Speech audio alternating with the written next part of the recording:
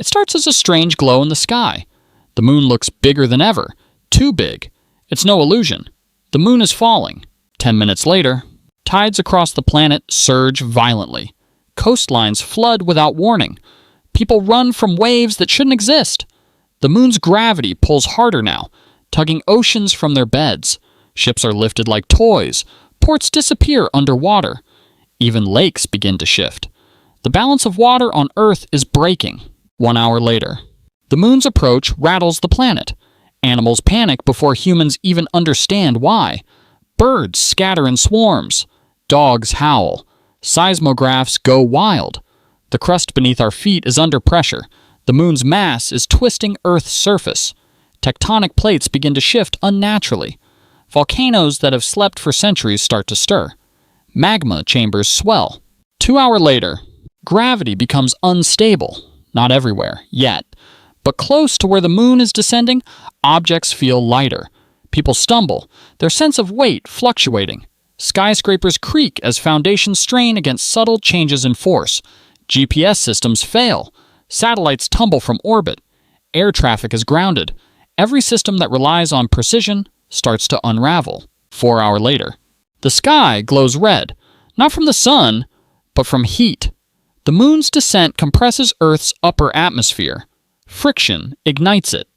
A faint rumble becomes a roar as sonic booms ripple across continents. The moon's gravitational pull stretches Earth into an ellipsoid. Tension builds inside the planet like a coiled spring.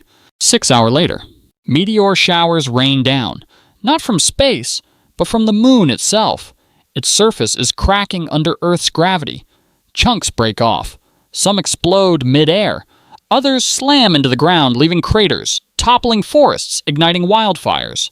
Air turns smoky. Skies go dark in places far from the impact zone. 12 hours later, power grids collapse. Massive geomagnetic forces scramble circuits. Transformers blow. Entire cities fall into blackout. Communication satellites are gone. The world is silent. No news, no rescue, just darkness, heat, and a sky filled with a dying moon. 1 day later, the moon enters Earth's upper atmosphere. Its speed is now tens of thousands of kilometers per hour. Friction burns its surface. The glow is blinding. From the ground, it looks like a second sun, but this sun is coming closer. As it descends, shock waves precede it. Winds tear through buildings. Roofs lift. Trees snap. The air pressure drops sharply, like before a massive bomb. And then, it hits. The impact is not a collision. It's annihilation. A shock wave radiates outward at thousands of kilometers per hour. Mountains flatten. Continents split.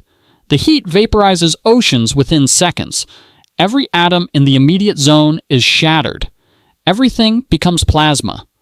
The moon doesn't stop on the surface. It dives into Earth's mantle. Like a hammer through glass, molten rock surges skyward. The planet shakes so violently that the axis tilts. Tsunamis, hundreds of meters high, race in every direction. Entire ecosystems are wiped out in minutes. 2 days later, the sky is black. Ash blocks out the sun. Temperatures plummet. Crops fail.